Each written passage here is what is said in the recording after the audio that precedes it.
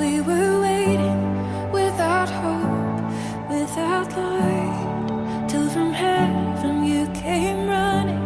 There was mercy in your eyes to fulfill the law and prophets. To a virgin came the word from a throne of endless glory to a cradle in the dirt.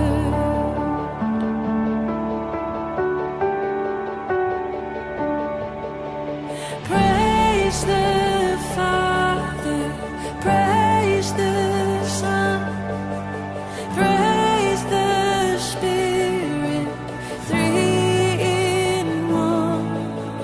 God of glory, majesty, praise forever to the King of Kings. To reveal the kingdom coming and to reconcile the lost, to redeem the whole creation. You did not despise the cross, for even in your suffering you saw to the other side, knowing this was our salvation. Jesus, for our sake you died.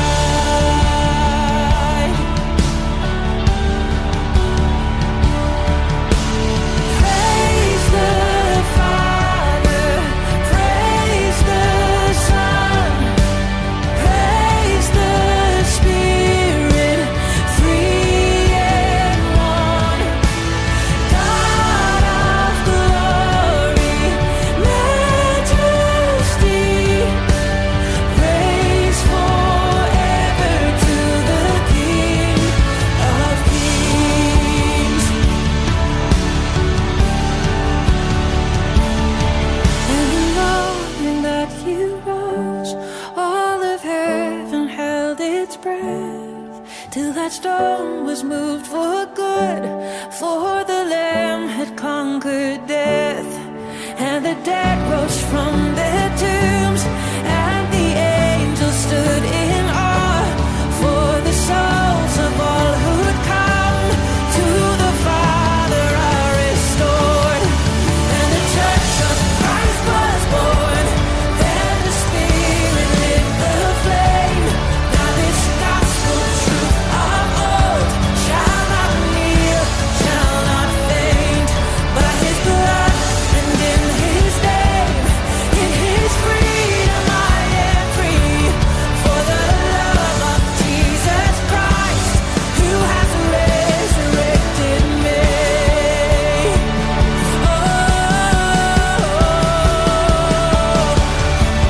Praise the Father, praise the Son, praise the Spirit, three in one. God of glory, majesty, praise forever to the King of Kings. Praise forever to the King of Kings.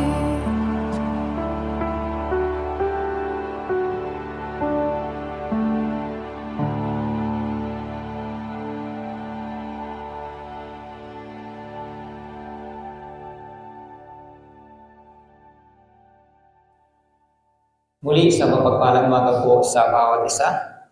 At pwede po ba tayong tumayo at ating pong basahin ang ating pong confession of faith. Ating pong ideklara ang ating pong pananampalataya sa pamamagitan po nito. Basahin po natin ito ng sabay-sabay. Yung mga ipa-flash po sa screen, basahin po natin siya ng sabay-sabay. I believe in God, the Father Almighty, Creator of heaven and earth. I believe in Jesus Christ, His only Son, our Lord, who was conceived by the Holy Spirit and born of the Virgin Mary, was crucified, died, and was buried. The third day He rose again from the dead. He ascended to heaven and is seated at the right hand of God, the Father Almighty. From there, he will come to judge the living and the dead. I believe in the Holy Spirit, the Holy Universal Church, the communion of saints, the forgiveness of sins, the resurrection of the body, and the life everlasting. I believe that God is a triune God, expressed in three persons: God the Father, God the Son, and God the Holy Spirit. I believe the Holy Scripture is the Word of God. It has the final word in all matters of faith and practice. I believe the Holy Scripture is authoritative, true, without error, providentially preserved, sufficient for salvation and Christian living. Amen. Amen. Makaupo niyo po ang bawat isa. Salamat po. Napakabilis po ng panahon. Ngayon ay Mayo na po. Next month ay nakakalahating taon na agad pala tayo. Parang kailan lamang po. Bagamat mo, napakabilis ng panahon, napakainit din. Hayaan muna po natin na tayo muna po ay mag-aral ng banal na salita po ng ating Panginoon Diyos. Lahat po tayo rito ay may kinabibilangan na pamilya. Tama po ba? Meron pa rito walang pamilya? Wala. No, lahat po tayo ay may kinabibilangan na pamilya. Kung tayo po ay nakatira sa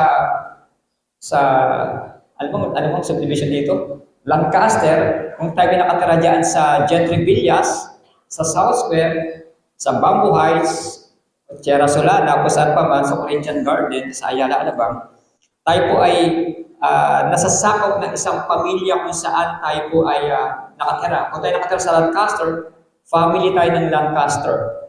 Kung tayo nakatira sa isang komunidad, tayo po ay pamilya ng PK1 o pamilya po ng PK2. At kung tayo po ay nakatira sa lunang tahanan, tayo po ay pamilya kung anong pamilya meron po doon. Kung kayo po ay Sobel family, Sobel. Kung kayo po ay C family, no? Praise God at mayayaman ang pamilya po natin. Tayo po ay nakapaloob po sa isang tinatawag na pamilya. At bawat organization po ay meron din po tinatawag na pamilya. Tayo po ay sa isang iglesia kung saan tayo po ay tinatawag na family of believers. Tayo po ay sama-sama mga tao, mga individual kung saan tayo tinubos ng dugo ng ating Panginoon sa Kristo. Tayo po ay fellowship of the believers. Tayo mga makasalanan na tinubos ng dugo ni Kristo upang magkaroon ng itong gawain. Kahit tayo isang pamilya po dito. Kaya ang pangalan natin ay the First Uniting Christian Church. So, uniting, tayo po ay nagkakaisa sa isang tinatawag na pamilya. Pero the question is, tayo po ba talaga ay kabilang sa isang pamilya? Although may mga binanggit ako na dapat kabilang tayo sa mga pamilya, pero tayo po ba ay kabilang sa isang tinatawag po natin na pamilya? Saan po tayong pamilya kabilang? Kung ikaw ay Sobel, kay Sobel ka ba talaga kabilang? Kung ikaw ay kay Pangilinan ka ba talaga kabilang? At dito po sa iglesia po natin, tayo po ba talaga ay kabilang dito sa family of believers? Makibukas po tayo sa unang 1 John chapter 3 verse 7 hanggang 10 po. 1 John chapter 3 verse 7 hanggang 10. At ito po ay basahin po natin ng sagutan. Ako po sa 7, kayo po sa 8, at sa last verse po sa verse 10 ay sabay-sabay po tayo. Nakita na po yung teksto, tayo po lahat ay tumayo bilang paggalang po sa pagbabasa ng salita ng ating Panginoon Diyos. 1 John chapter 3 verse 7, sabi po rito, Dear children, do not let anyone lead you astray. He who does what is right is righteous, just as he is righteous.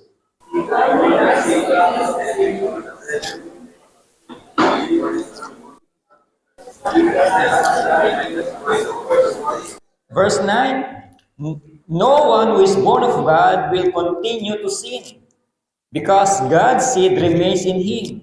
He cannot go on sinning because he has been born of God. Altogether, this is how we know who the children of God and who are the children of the devil are. Anyone who does not do what is right is not a child of God, neither is anyone who does not love his brother. Tayo po'y pasamandaling manalangin.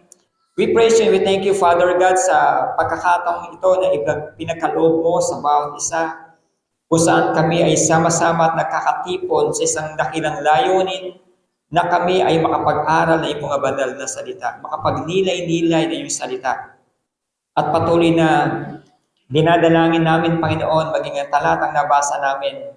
Tulungan mo kami na maunawaan namin at maisapamuhay namin, Panginoon, ang bawat salita mo na aming napapakinggan at aming napag-aaralan.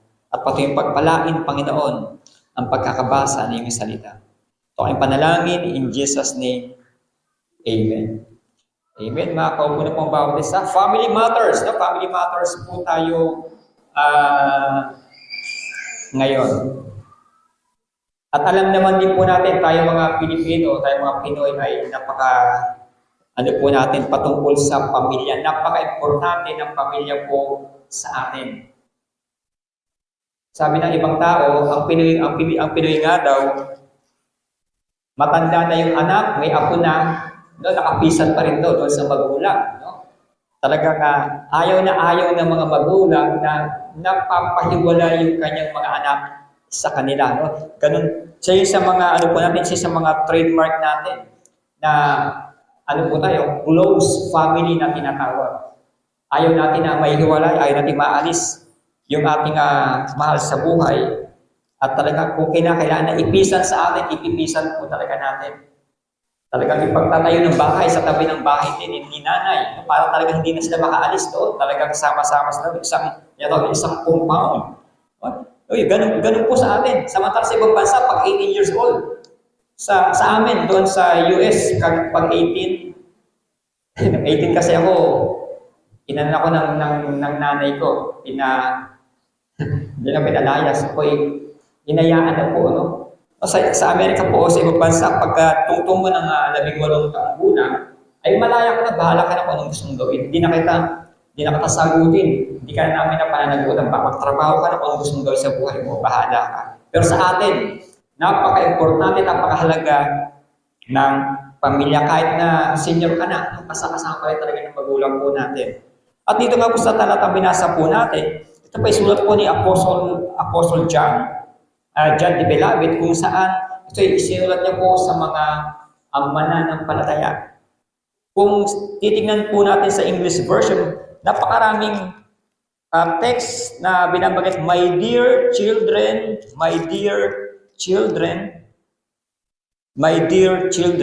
dear children. Napakarami pong binabanggit po na ganyang mga talata. At ibang talata ay dear friends na tinatawag.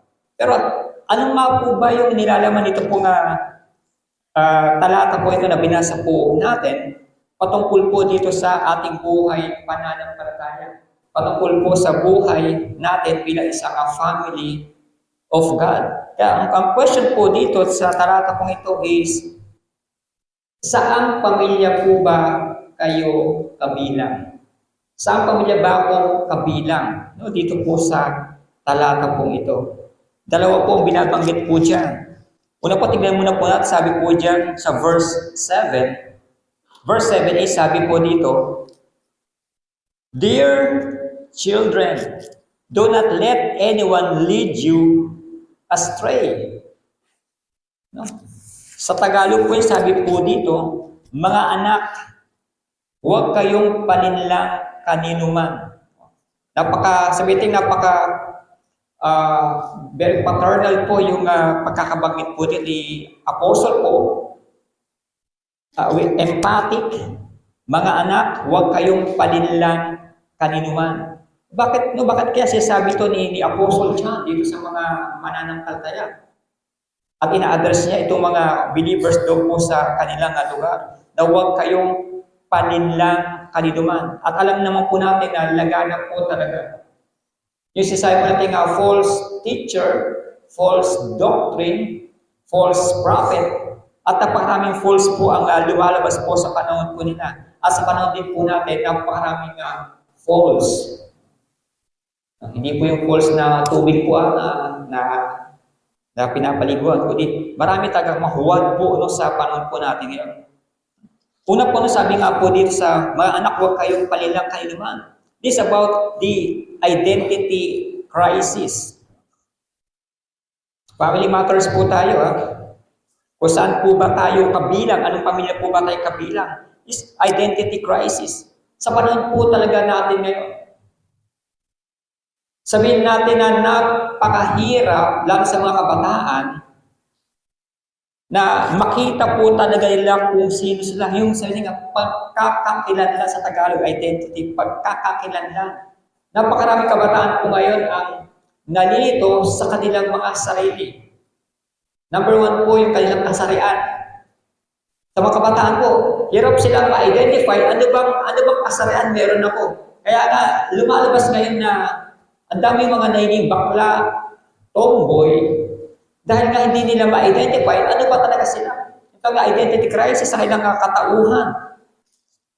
Sabi nga po dito sa Webster Dictionary, yung identity crisis daw po ay, an identity crisis is defined as a period of uncertainty or confusion in a person's life. May confusion, merong mga bagay na hindi tiyak sa kanilang mga sarili. Kahit po yung pagkuha ng course during college, identity crisis din po yan sa mga kabataan. Ano ba yung kukunin ko? Ang gusto ni nanay ganito, ang gusto ko ganito, ang gusto ng mga kaibigan ko ganito, sama-sama na kami. Wala siyang sariling desisyon doon sa bagay patungkol sa kukunin niyang kurso sa kolehiyo. At nawa, hindi rin po magkaroon ng identity crisis sa pagpili ng asawa. Basta sa nabasa ko din, dalawa lang daw po yung pinaka-importanting bagay na pagdidesisyonan mo sa iyong talagbuhay. Una daw yung pagkuha mo ng kurso, kung anong kurso kukunin mo.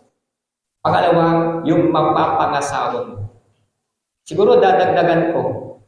Gagawin kong tatlong pinaka-importanting bagay na dapat mong pagdesisyonan. Ang pangatlo siguro, kung saan pamilya ka dapat mabilang. Yung dalawa, sekular. Yung pangatlo po, tingnan po natin siya as spiritual. Saan pamilya ka dapat mabilang? Later on, titingnan po natin. Identity crisis. Ang meron tinatawag tayo na sense of confusion sa mga tao at maging mga, sabi natin mga matatanda, meron tinatawag po na identity crisis. Kasi ito po ay isang sabi psychological disorder kung saan napakahirap pala nito gamutin unless ma-identify mo talaga yung root o yung ugat kung saan po ito nagmumula. No, meron po sense of confusion. Sabi nga ni Apostle Paul, mga anak, huwag kayong palinlang kaninuman.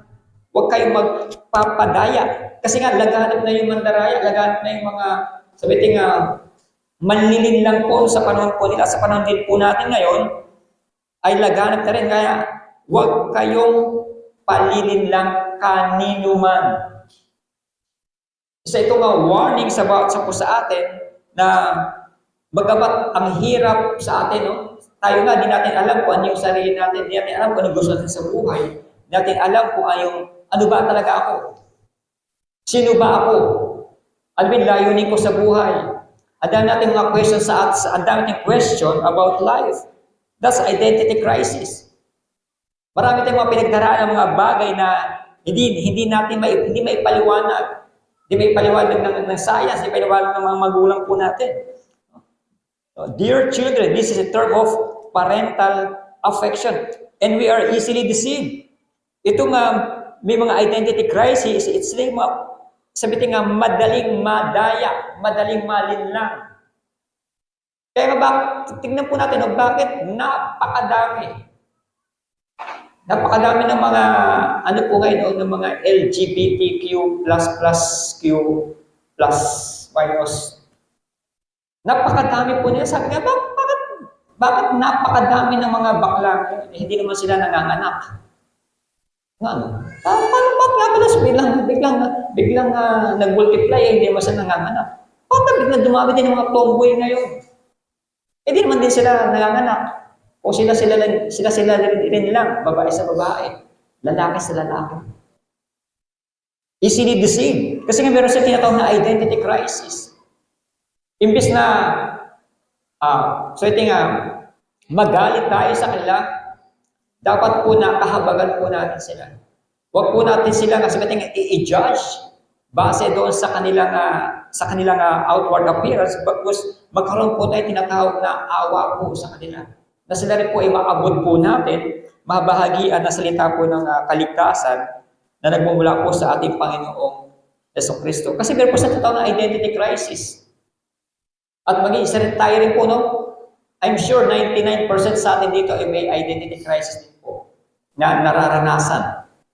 Malawak po itong sakop ng identity crisis. Hindi po ito patungkol lamang sa personal na buhay na hindi mo alam, bagkus napakalawak po nito. Napakalaki po ng sakop po nito. At kasama na po dyan yung patungkol sa iyong sarili. Sino ba ako? Ano ba ako? No, yan po isa sa mga dapat po masagot po natin.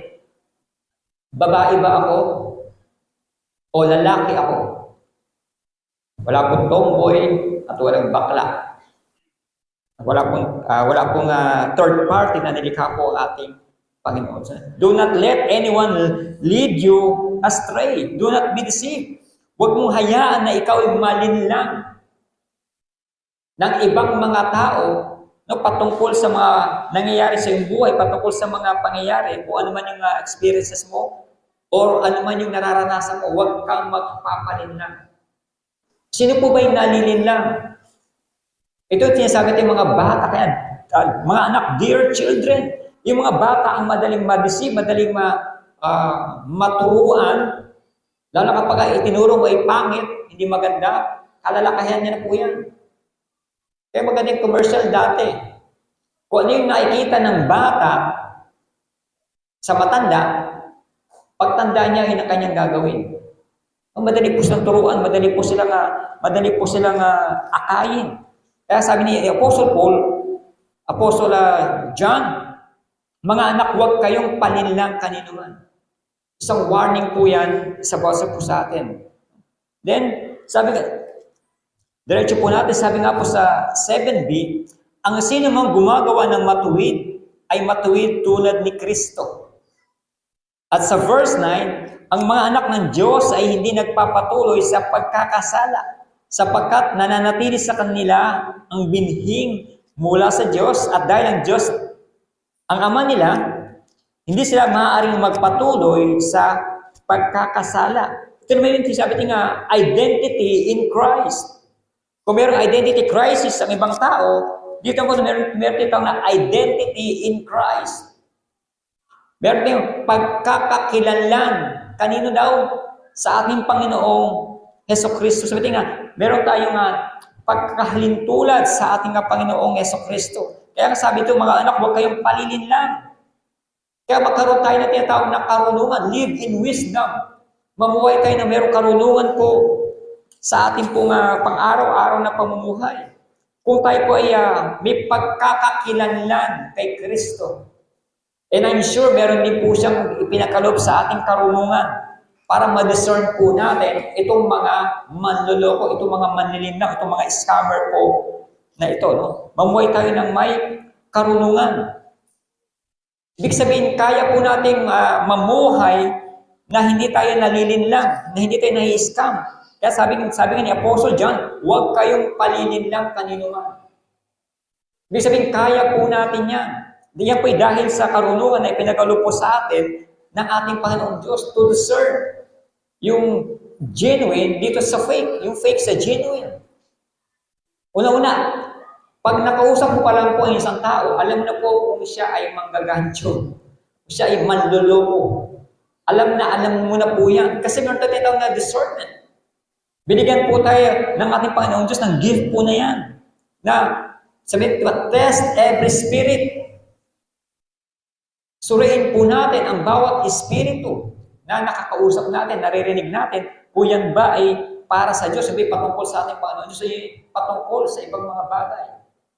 Pero itong karunungan na ipinagkaloob po sa atin, ito po yung dahil nga meron tayong pagkakakilanlan, meron tayong identity in Christ, meron tayong karunungan na ipinagkaloob po sa atin to discern kung ano ba yung tinatawag na kalooban ng ating Panginoong Diyos. Identity in Christ. We are children of God. Mga anak tayo, yung mga anak ng Diyos. Sabi sa verse 9, ang mga anak ng Diyos. The question is, tayo po ba ay anak ng Diyos? Are we children of God?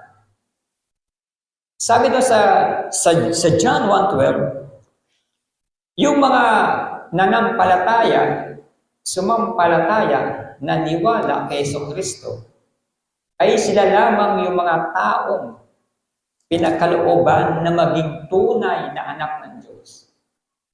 Take note hindi po lahat ay anak ng Diyos. Kagaya sinasabi ng naririnig natin, sinasabi ng iba na lahat naman tayo anak ng Diyos. Huwag po kayong maniwala na ang lahat ay anak ng Diyos. Ang sabi sa John 1:12, sila lamang na pinagkalooban na maging anak ng Diyos, yung mga taong sumampalataya kay Jesucristo. Ano ibig sabihin sumampalataya?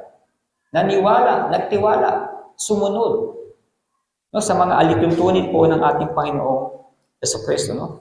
Children of God, ibig sabihin kung tayo ay itinuring na tunay na anak ng Diyos, family of God ang tawag po sa atin.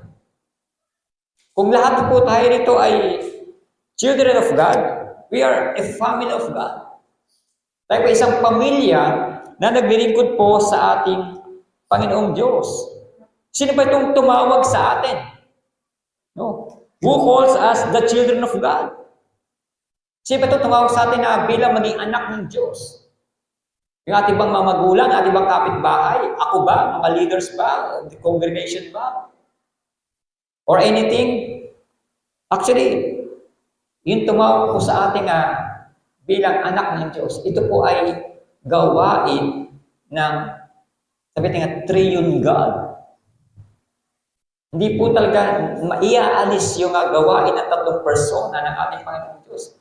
Maging sa ating salvation, gawain po yan ng tatlong persona ng Diyos. Ang Ama ang nagplano. Ang anak, si Jesus, ang nagsagawa ng plano. Siya yung namatay sa krus. At ang ginawa naman ng Santong Espiritu, siya yung nagsusog, siya yung nagpatunay, siya yung nagpatotoo patungkol doon sa ginawa ng ating Panginoon Jesucristo. At maging dito po sa who calls us the children of God, ito po'y gawain ng triune God.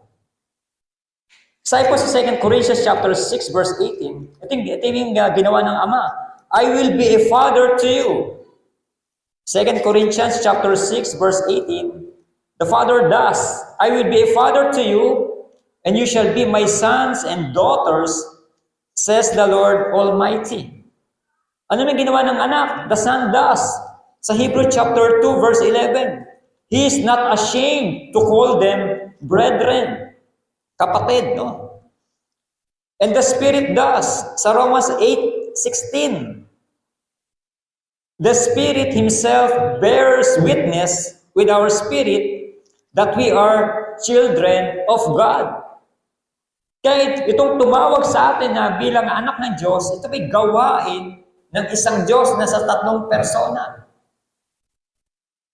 Tinawag tayo ng Diyos Ama, hindi kinahiya ng anak ni Jesucristo na tayo tawagin kapatid.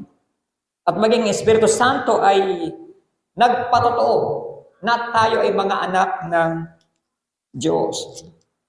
Kaya kung ngayon tayo po ay mga anak na ng Diyos, ano po ba yung gawain ng isang anak ng Diyos? Ano ba yung kanyang ginagawa? Ano ba yung kanyang purpose dito po sa buhay po na pinagkaloob po sa atin?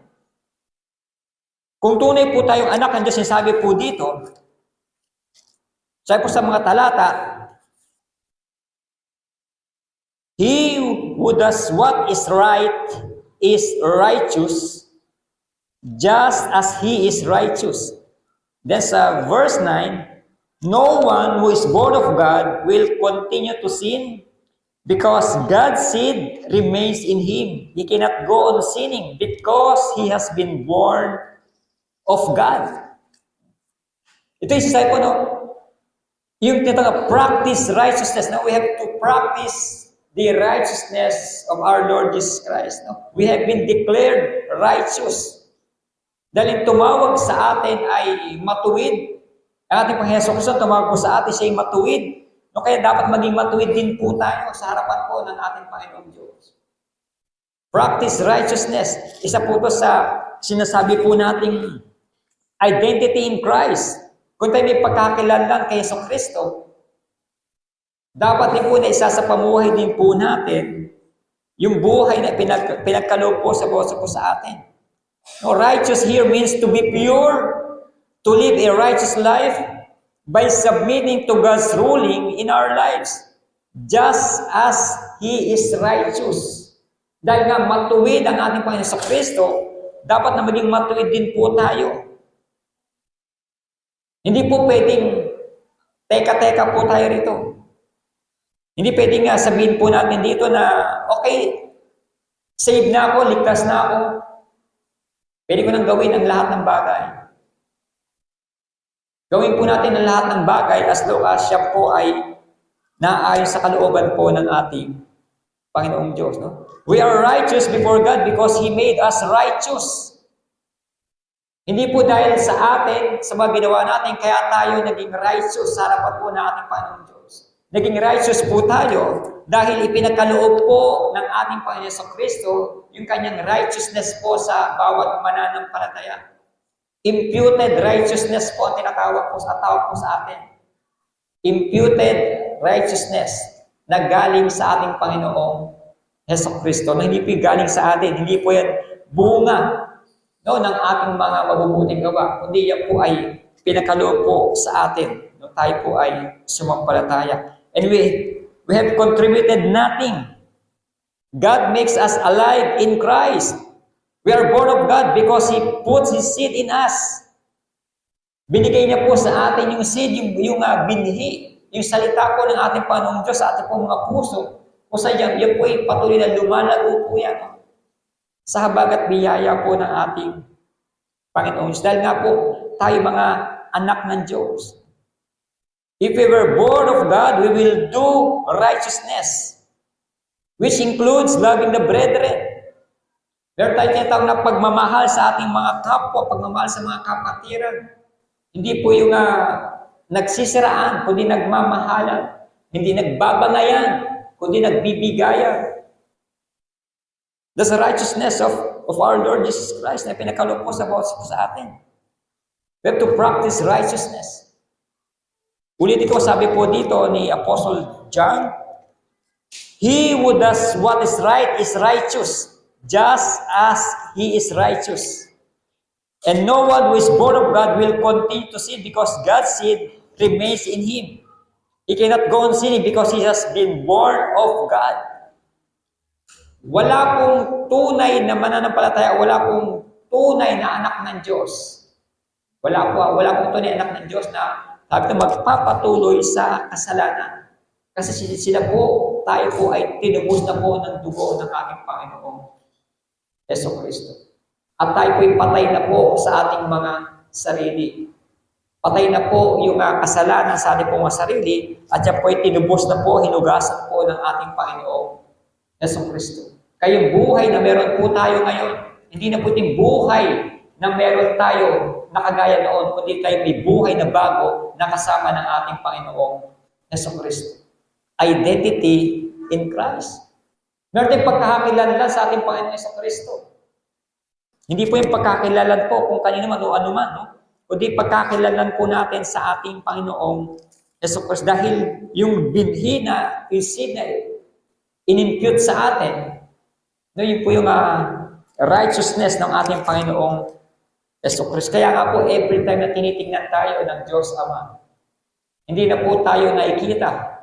Hindi na po itong katawang lupa ito nakikita ng Diyos Ama, kundi yung ginawa ng ating Panginoong Yesu Kristo. Kaya nga po, we declared righteous. Positionally, tayo po ay banal na. Positionally, banal na po tayo. Dahil sa ginawa po ng ating Panginoong Yesu Kristo. At dahil nga po tayo na dito po sa mundo, tayo po ay patuloy na pinapabanal ng ating Panginoon. Pinapabanal, inaalis yung mga impurities, inaalis yung mga pangit sa ating buhay, at hindi po tayo nagpapatuloy sa tinatawag na kasalanan. Identity in Christ. No? Merong identity crisis, may identity in Christ. And last, ito yung pinaka-pangit sa lahat na binasa po natin dito ngayon. No? Is about identity in the corrupt. Ito tayo po'y nahalintulan o may pagkakakilanlan sa isang bagay na bulok. Pag sabing corrupt, naisip natin mga politician sa gobyerno. Actually, hindi lang po doon ang corrupt. Bagay sa Kristyanismo, meron din pong corrupt na tinatawag. At dyan po sinasabi po natin na merong pagkakakilanlan yung ibang mga tao, yung ibang sinasabing mananampalataya, meron din pagkakakilanlan dito sa tinatawag natin na gawain ng diablo. Identity in the corrupt. Sabi sa verse 8, he who does what is, hindi po si who does, he who does. Sino gumagawa? What is sinful is of the devil, because the devil has been sinning from the beginning. The reason the Son of God appeared was to destroy the devil's work. Una, sabi daw po dito, ano daw yung identity, ano yung pagkakakilanlan kapag ikaw ay nasa bulok na sistema, bulok na pagkatao, o ikaw ay may pagkakahalintulad sa gawain ng diablo, sila rin mga tinatawag na nagpa-practice ng kasalanan, practice to sin. Imagine, pinapractice yung kasalanan. Pinapractice, ibig sabihin, hindi po ito tinatawag na nagkataon, hindi din siya tinatawag na nagkamali ka lang, hindi dito tinatawag na hindi mo sinasadya, kundi ito ay intentional. Practice to sin. Sabi ko, if we practice to sin, we are not demonstrating any kind of freedom in Christ. Rather, we are demonstrating that we are not of God. In fact, children of the devil. Kung patuloy po natin pinapractice itong kasalanan, ay magduda na po tayo niyan. Baka hindi po talaga tayo anak ng Diyos. Sabi ko, baka tayo ay children of the devil. Ano po yung sabi po ni Apostle John din po sa John chapter 8 verse 44, no? John chapter 8 verse 44. Sabi po dito sa John 8:44, kayo'y sa inyong maamang diablo. You are of your father the devil, and your will is to do your father's desire. At ang mga nais ng inyong ama ang ibig ninyong gawin. Siya isang mamamatay tao buhat panuuna at hindi nananatili sa katotohanan sapagkat walang katotohanan sa kanya. Ito daw yung mga nagpa-practice ng kasalanan. Sila daw yung mga taong anak ng diablo. Ang pangit pakinggan, pero yan po yung katotohanan. You are of your father the devil. Dahil wala sa iyo ang katotohanan, wala sa kanyang katotohanan, kundi puro kasalanan ang nais na kanyang gawin. Pinapractice. Ginagawa niya po talaga intentionally ito tinatawag na kasalanan. Ano yung sabi nga, practice to sin? Ano pa itong anong common na kasalanan na pinapractice natin ngayon? Isa sa pinaka-common na kasalanan ngayon na pinapractice po ng bawat isa, yung gossip, yung pagiging marites. Kasi intentional po yan. Hindi po yan na nakakwentuhan ka na, kundi yan ay meron kang isang bagay, may intention ka sa isang bagay na gusto mo nga sirain. May mga bagay ka na gusto mo nga pag-usapan para sirain. Actually, ang gossip, hindi po yan maganda. Lahat po ng chismis ay pangit, negative po yan. Bakit pa naging pangit? Chismis lang naman. Anyway, pinagkwentuhan lang naman yung isang tao. Ang problema po kasi doon ay yung mga ikinukwento po natin ay hindi po tama patungkol doon sa isang bagay. Meron po siyang dagdag at meron po siyang bawas. Kaya nga po siya ay chismis, gossip. Yan po ay walang katotohanan. No? Yan po ay pinapractice po natin. Kasi imagine, di ba, pupunta ka sa isang bahay para ikwento lang isang bagay. At baka nga, meron sa atin dito, pumunta lang dito para maghanap ng ichichismis. Maghanap ng maipupula dito po sa iglesia. Maghanap ng mga bagay na pangit sa iglesia at ikukwento sa labas. Practice to sin. Tandaan po natin, sila daw po yung mga children of the devil. Hindi po sila children of God. Yung pamilya nila ay pamilya ng Diablo, sabi po dito, children of the devil. Kaya nga po, meron din po tinatawag na identity. Meron tayong pagkakakilanlan sa tinatawag na gawain ng Diablo kapag ito yung ating ginagawa. Kung pinapractice po natin yung kasalanan. At pangalawa po, keep on sinning. Keep on sinning, sabi po dito. Sa verse 8. He who does what is sinful is of the devil. Doing habitual sin is what John is referring to. Doing habitual sin. Habitual, ibig sabihin, paulit-ulit mo itong ginagawa, itong kasalanan nito. Kung paulit-ulit mo itong ginagawa, itong kasalanan ito, hindi po tayo anak ng Diyos. We are not children of God. Kung patuloy natin ginagawa ang mga kasalanan na ginagawa po natin, keep on sinning. If we keep on sinning. Sabihin natin, hindi ko naman alam na kasalanan yun. Alam po natin.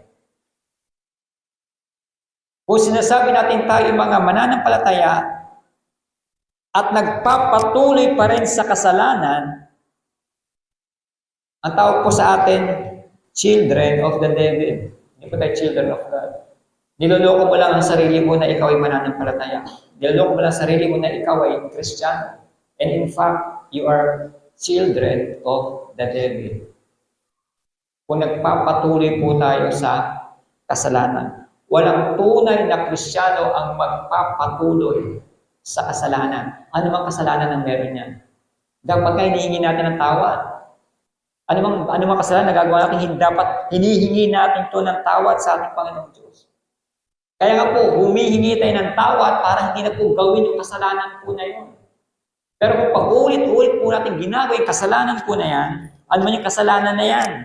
Yan may paninira, no? Yan man ay pagchichismis, yan may pakikipag-away, pakikipagbasag ulo.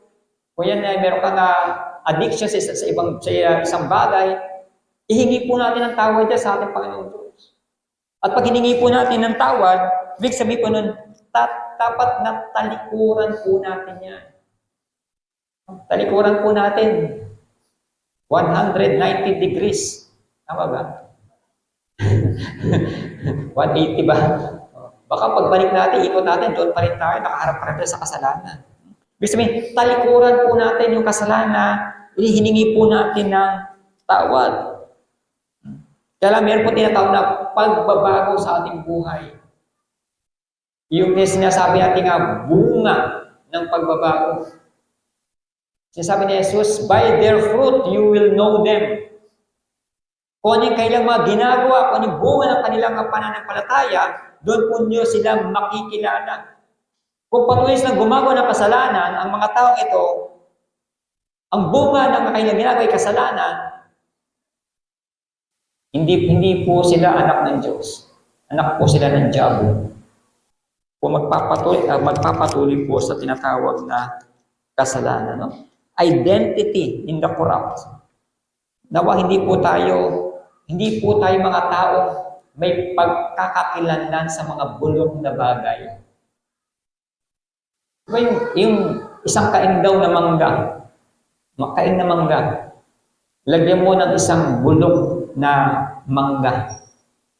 Eventually, mag-spread po siya. At buong kain na mangga na sariwa ay mabubulok din. Dahil sa isang bulok na napasama po doon. Kaya yan po yung lagi nga paalala po ng ating Panginoong Diyos. Sabi, iwasan po natin. Sabi sa mga, dear children, do not let anyone lead you astray. Huwag kayong palilin lang. Huwag kayong palilin lang sa mga matatamis na mga salita ng mga taong nakakasalamuha po natin. Huwag tayong magpapadaya sa kanila. Kasi ano po yan? Sugar-coated yung kailang mga sinasabi. Sa labas matamis, pero pagka natikman mo na, baka sa loob na may laso na. Mamatay ka na. Kaya mag-iingat po, mag-iingat tayo. Huwag tayong papadaya. Identity in the crowd. At pangatlo po, they practice sin, keep on sinning, and those having an unrepentant heart. Those having an unrepentant heart. No? Dito po, sabi tayo, may pagkakakilanlan sa dyablo kung ang taong nakakasalamuha natin, nakakaharap po natin, ay walang paghingi ng tawad. Walang pagpapakumbaba. May unrepentant heart. Ibig sabihin, hindi po siya nagkakasala kasi hindi siya humingi ng tawad. Bakit ako hingi ng tawad? Wala namang kasalanan. Ba't ako magpapakumbaba? Siya nga ang nauna. Dapat siya magpakumbaba, siya ang nauna, siya ang una ng away, siya ang unang gumawa ng gulo. Siya ang gumawa ng haba. Those having an unrepentant heart. And the one who does what is sinful is of the devil. Ang lahat ng mga tao gumagawa ng mga kasalanan, mga karumal-dumal na kasalanan at patuloy itong ginagawa, walang paghingi ng tawad, walang pagtanggap sa kasalanan, is of the devil. Dahil yan po yung gawain ng dyablo. Ang gawain ng dyablo, kaya siya naparito, hindi po para gumawa ng mabuti. Naparito po ang dyablo para saan? Para pumatay, manira, mangwasak, makipagchismisan na hindi maganda, mamula. No, yan po yung gawain ng dyablo. At walang paghingi ng tawad sa kanyang puso.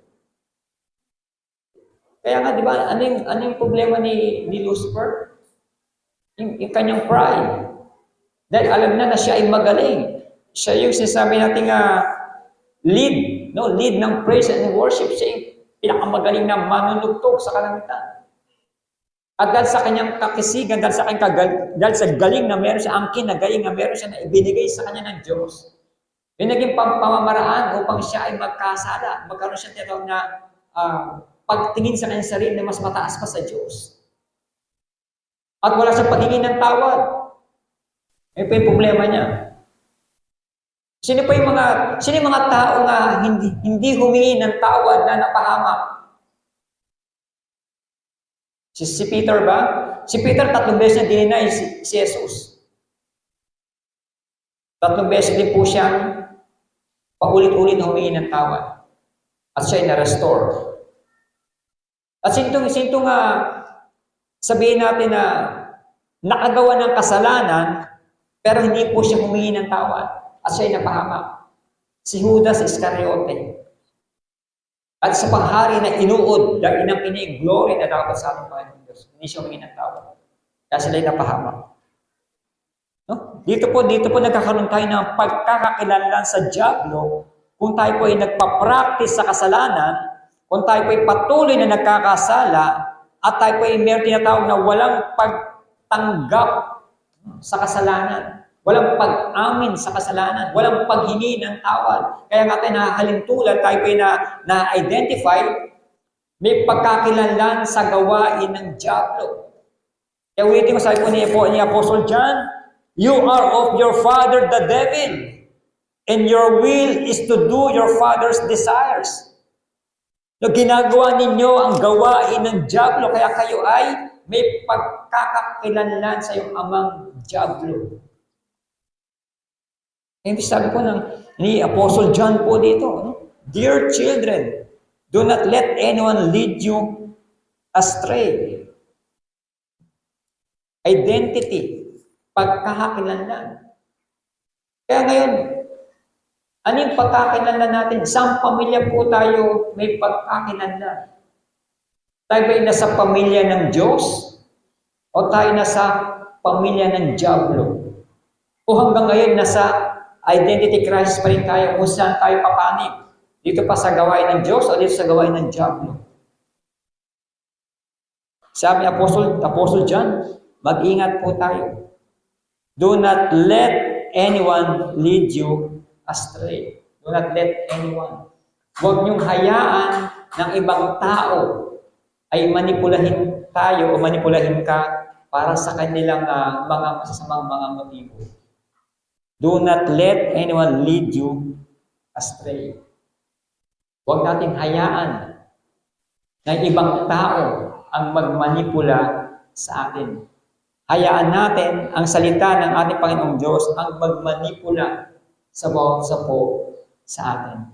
Dahil kung ibang tao magmamanipula ng kaisipan natin, ng gawain natin, I'm sure tayo po ay ma-identify sa gawain ng Diablo. Pero kung tayo naman po ay mamanipulahin ng banal na espiritu ng kanyang salita, and I'm sure tayo po ay mapapabilang ito sa tinatawag na children of God o mga tunay na anak ng Diyos. Saan tayo kabilang? Saan ka kabilang, kapatid? Saan pamilya ka? Sa kaliwa ka ba o sa kanan? O nandito pa rin sa gitna dahil may identity crisis ka pa rin? Hindi po pwedeng meron tayong identity crisis when it comes to spiritual na bagay po. Kailangan po natin mag-decide kung sa Diyos ba tayo o dito sa Diablo. At makikita din po natin yan sa ating mga bunga. Ulitin ko po, sabi ni Jesus, by their fruit, you will know them. Sa iyong mga ginagawa, makikita mo kung saan ka kabilang. O sa pamilya ka ba ng Diyos o sa pamilya ng Diablo. Hindi po ako mag-decide po niyan, hindi po ako magsasabi po niyan. Kundi kung anong ginagawa po natin, doon po mag-reflect kung anong pananampalataya ang meron po tayo. Sa ating pong pagtatapos, sa ating pong conclusion, tingnan po natin sa verse 10 po no, ng ating pong text, chapter 3, verse 10. Sabi po dito, this is how we know who the children of God are and who the children of the devil are. Anyone who does not do what is right is not a child of God. Neither is anyone who does not love his brother. Sa Tagalog po, dito natin may kilala kung sino ang mga anak ng Diyos, kung sino ang pamilya ng Diyos, at kung sino ang mga anak ng Diablo. Ang sino mang hindi gumagawa ng ayon sa kalooban ng Diyos at hindi umiibig sa kanyang kapatid ay hindi anak ng Diyos. Kaya salamat po no, sa salita po ng ating Panginoong Diyos at nawa ang bawat isa ay napagpala po no, dito pong salita ng ating Panginoong Diyos patungkol po dito sa family of God, family matters, kung saan po tayo kabilang. Nawa magkaroon tayo ng discernment sa ating mga buhay, sa ating spiritual na buhay, kung saan po ba talaga tayo kabilang, kung saan pamilya po ba tayo napapaloob. Pamilya ng Diyos o sa pamilya ng Diablo. At tayo po natin tumayo, tayo po manalangin. Let us pray. Pinupuri ka namin, patuloy na pinapasalamatan, Panginoong Diyos na buhay. Ikaw ay tunay at tapat na Diyos. Ikaw ay mahabagin. Ikaw ay punong-puno ng pag-ibig. At ikaw rin ay makatarungang Diyos. Kaya salamat, Panginoon, sa iyong salita sa oras na ito. Nawa patuloy nga naming saliksikin ang aming mga sarili. Kung kami nga ba talaga ay mga anak mo, o kami mga anak ng Diablo. Lord, tulungan mo kami, Panginoon, na maabot ang iyong pamantayan. Magkaroon nga kami, Panginoon, ng tamang pagkaunawa sa iyong mga salita. Kung kami nga, Panginoon, ay iyong mga tunay na anak, kami ay susunod sa iyo. Matapat kaming susunod sa mga ipinapagawa mo. Matapat kaming susunod sa mga alituntunin mo. At kung kami man, Panginoon, ay anak ng Diablo, na hindi sumusunod sa iyo, patuloy na nagkakasala, nagtatampisaw sa kasalanan, ini-enjoy ang kasalanan. Lord, patuloy mong abutin ang puso ng bawat isa. Kung kami man, Panginoon, ay nakakaranas ng mga ganito, Lord, kahabagan mo kami. Patuloy mo ipanumbalik ang pag-ibig mo. Patuloy mo panumbalikin, Panginoon, at pag-alabin ang pag-ibig mo sa bawat isa. Lalong-lalo na sa mga taong walang pagkakilala sa iyo. Tulungan mo kami, Panginoon, na maabot ang pamantayan mo. Makapaglakad kami ng may kabanalan. Makita sa aming mga gawa na kami nga ay iyong tunay na anak. Makita sa aming mga pang-araw-araw na gawain na kami mga tunay na Kristiyano. Mga naligtas sa iyong habag at biyaya at nagpapatuloy sa kabanalan. Kaya salamat, Panginoon, sa iyong mga salita. Nawa, maging sa maikling oras na aming pag-aaral, ay matutunan nga namin, Panginoon, kung saan nga kami nabibilang, saan pamilya nga kami nabibilang, Panginoon. At salamat, Panginoon. Salamat doon sa krus ng Kalbaryo. Salamat sa aming Panginoon sa Kristo na nagsakripisyo ng kanyang buhay. Na tumigis ang kanyang dugo upang abutin ang bawat isa. Abutin ang mga sumampalataya sa kanya. Abutin ang mga may pananampalataya. Abutin ang mga nagtiwala. As pamamagitan noon, naligtas ang marami. Naligtas ang mga nanampalataya. At kami pinagkalooban mo na maging tunay mong anak. Kaya salamat, Panginoon, sa katotohanan ito na hindi lahat ng tao ay anak ng Diyos. Yun lamang mga taong sumampalataya sa iyo, nagpapatuloy sa kabanalan at patuloy na tinatanggihan, iniiwasan ang kasalanan. We praise you and we thank you, Father God, sa oras na ito. Dahil patuloy mo kaming nire-rebuke sa aming mga kasalanan. Patuloy mo kaming kinokorek, Panginoon, sa mga mali naming ginagawa. At patuloy mo kaming ini-instruct, Panginoon, sa mga bagay na dapat namin gawin. At kami binibigyan ng warning, binibigyan ng encouragement ng iyong banal na salita. We thank you, Lord, sa mga bagay nito. At nawa patuloy mo nga kami nga katagpuin, Panginoon, ano man ang pangangailangan namin. Mag-ito man sa spiritual na buhay. Mag-ito man sa emotional, Panginoon. Mag-ito man sa physical. Mag-ito man sa mental. Mag-ito man, Panginoon, sa financial. Ikaw higit nakakaalam. At kami naniniwala at nagtitiwala ng iyong mga tunay na anak ay hindi mo pababayaan. Patuloy mong iingatan ng bawat isa. Patuloy mong gagabayan at patuloy mong pagpapalain ang buhay ng iyong mga anak. Kaya pinupuri ka namin at patuloy na pinapasalamatan at patuloy mong ang kalingain, Panginoon, ang buhay ng bawat isa. Lalong-lalo ng iyong mga tunay na anak. Kaya tanggapin mo pinakamataas na papuri, pagsamba at pasasalamat dahil kami ay kabilang sa family of God. Salamat, Panginoon, sa pagtanggap mo sa bawat sa amin. Bilang iyong tunay na anak. Bilang kasama sa iyong pamilya. And now unto him who is able to keep you from falling, and to present you faultless before his presence with exceeding joy. To the only wise God, our Savior, be glory and majesty, dominion and power, both now and evermore. May the grace of our Lord Jesus Christ, and the love of God, and the fellowship of the Holy Spirit be with you all. Amen.